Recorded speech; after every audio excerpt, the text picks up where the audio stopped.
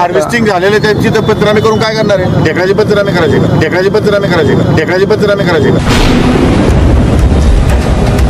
वेळेआधीच पाऊस पडलाय, धो धो बरसलाय, काढणीची लगबग असलेल्या शेतांचा चिखल झालाय, काढून साठवलेल्या पिकांना बुरशी लागली. सरकार काहीतरी नुकसान भरपाईचं बघेल या आशेनं शेतकऱ्यांनी कृषी मंत्र्यांना गाठलं, पण कसलं काय?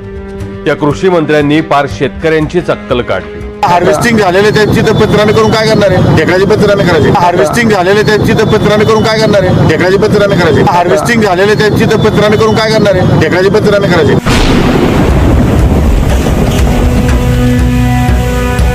मे महिन्याच्या अखेरच्या 10-1 दिवसात महाराष्ट्रात सर्वदूर मोठा पाऊस झाला.